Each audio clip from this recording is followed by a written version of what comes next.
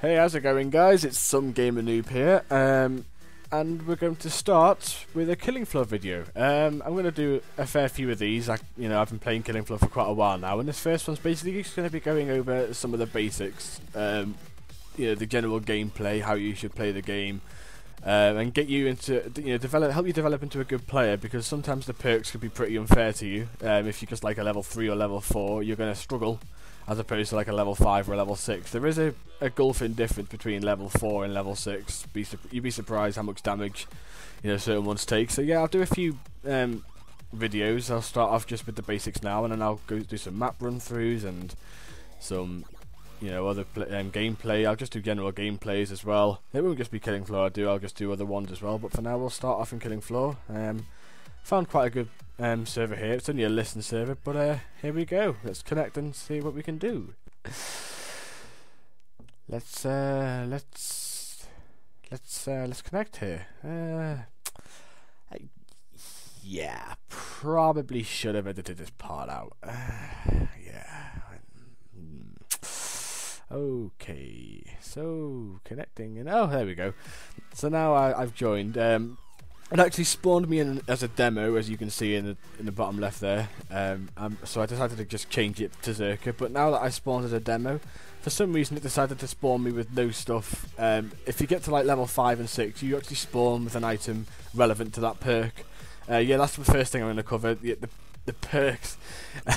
Everyone who's like new, I see, they'll take like a Berserker class, which is best with melee, and they'll start like buying AK-47s, which is actually assigned to the commando perk. So yeah, buy guns that are relevant to your perk. Well, as you can see here, I managed to find armor before, which is really useful because I'd have got mauled otherwise. But I've got no weapon at the moment because I spawned with no weapon. Or anything for that matter. So I spent the first round just actually running around, as you should do, and like a lower wave, just looking for ammo. You'll find guns as well. The more you play the game, the more you know where the gun spawn points are. I actually found a hand cannon that wave as well, which is really handy. I found it in between the two buses on them, just behind me. That's actually one of the places that spawns. See, there's two buses there behind, in between there. That's one of the spawn points for guns. So yeah, and a new guy's joined here, so I'm going to give him the money that I don't really need as a Berserker. Well, I was going to give him money, but he seems to be AFK. I can't even lure him with my money, so I'll just pick that up and go away and attack a boss on the way past. So yeah, he joined then eventually, and he got the money. I give him the money. So since it's only wave 4, I can relax a little bit. As a Berserker, I tend to buy a hand cannon katana combo. I never switch up, really. I'm a bit boring. I'm so traditional. I can happily play games over and over and over again, doing exactly the same thing over and over and over again. And as you can see there, I found some ammo. That's handy for my hand cannon, really. I use the hand cannon for crawlers, mostly. Sometimes a stalk will get in my way or something if die husk. So yeah, I just tend to take it easy here, killing everything. Oh, bit of lag there. Yeah, if one thing I need to mention is I'm on my really rubbish, not rubbish computer, but rubbish for gaming computer, especially in comparison. So everything's on pretty low graphics. I've taken some of the effects out for the sake of not just the video, but so I get good FPS as well. I'm not going to make any excuses. And I actually die at the end of this. Well, not at the end of this video, but I die at the end of this game. I didn't even put it in. I was so embarrassed because I was just lagging so hard. So anyway, as you can see, what I'm doing is just generally moving around. You don't want to stand still because the clots there, not the pink ones with the blades, the other ones, have a habit of just grabbing you and stopping you getting away. Now, as a Berserker, I'm fortunate there because Berserkers don't get grasped by clots. They are actually unable to get grabbed.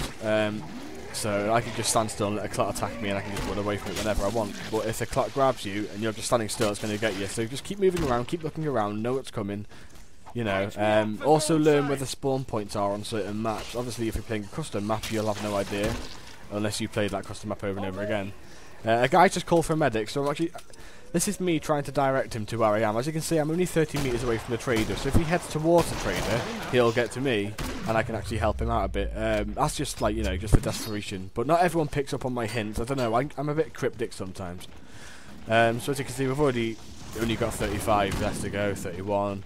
It's getting easier, Chop that Husk head off. Husks are actually really annoying in this game because if you're trying to run away or something, or you know you're getting attacked by a whole horde of specimen, husks just tend to come out of nowhere and set you on fire. So you know the most important thing in this game is to take out the specimens that are going to cause the biggest threat to you, such as sirens, gorfats, husks.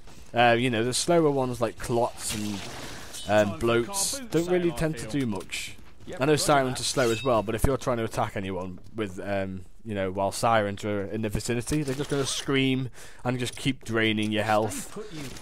Something I learned only a few weeks ago, actually, was that sirens actually pull you towards them. I learned that on Hell and Earth. I'm trying to give my money here, but he's adamant he doesn't want it and he wants some help. Okay. I know what he meant.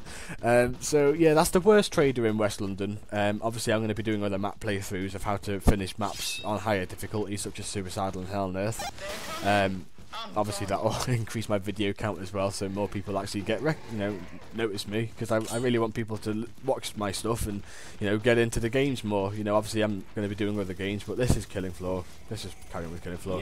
Yeah, I found a hand cannon there and I really didn't want to pick that up because now, as you can see, I've only got 4 out of 3, 4 bullets in my chamber and 3 clips, whereas before I had 8 in my chamber and 11 clips. So yeah, picking up another hand cannon is handy if you want it, or it's the end of the wave and you're going to sell it, but I just prefer the one. Some people prefer dualies, I prefer just the one. It's, bread and butter, what's the word, potato, whatever, all that jazz.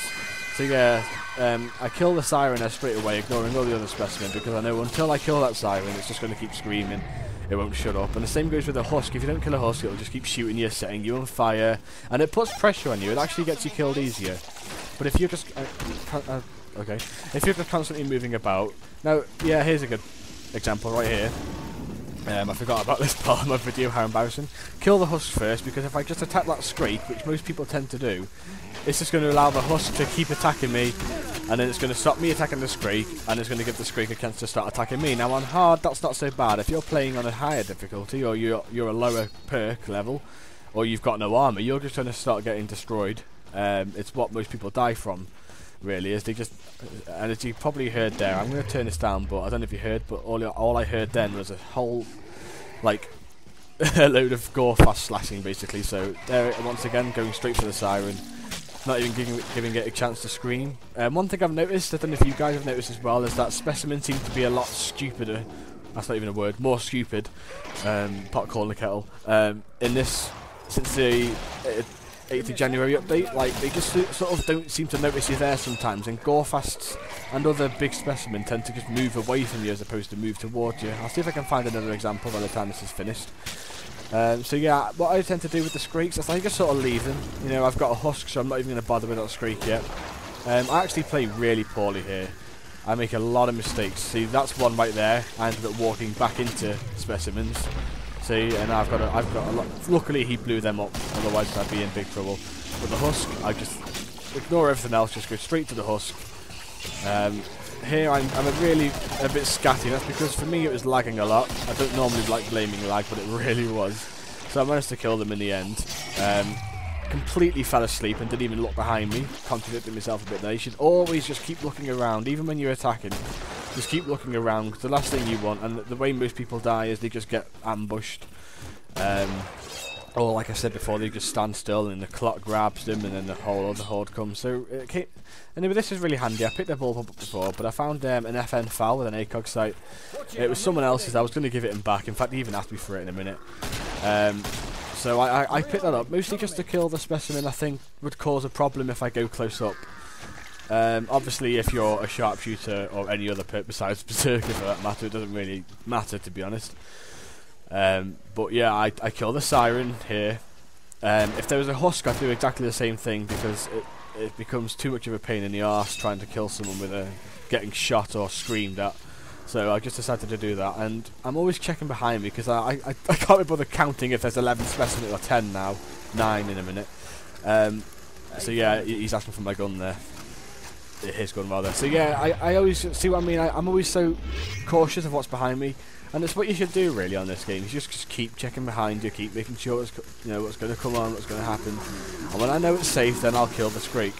Or this is arguably a Zerking tutorial, but it's not really. This is just recent gameplay. No matter what perk you want, you should always just keep checking behind you, and when it's safe, take down the ones, because at the moment the Scrake's not threatening me at all. I could just have that Scrake chase me around West London all day, and he's not going to rage.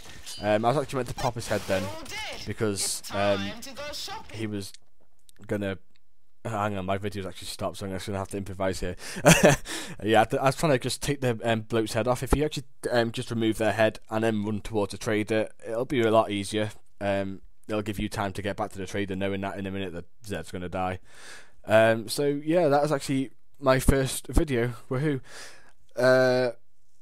There's obviously going to be another one. I didn't really cover much. I was just one class. I'm going to be another class and show you, because Zerka is the only class you'll ever need to be up close and personal for. I'm going to give you a better tutorial. I'll probably do it on Suicidal as well, to give myself a bit of a challenge and to sort of give you a bit of an idea of what's going to go on. And then I'll introduce some. I'm really tired, sorry. You probably noticed me just getting sleepier and sleepier as this video's gone on. Yeah, so I'll release a lot more videos in the future. This is just something I've just sort of wanted to do for a long time, and apologies for the graphics again, but I've had horrible computer problems for the past few months, and I've just really wanted to get this going. I finally got a computer that accepts games and recording in-game footage at the same time, just about. So yeah, prepare for more. Obviously, as time goes on, I'll be getting a new computer, and I'll just keep this series going. So stay tuned for more. Like if you did like it. If you didn't like it, please don't dislike it. Yeah. Thanks for watching.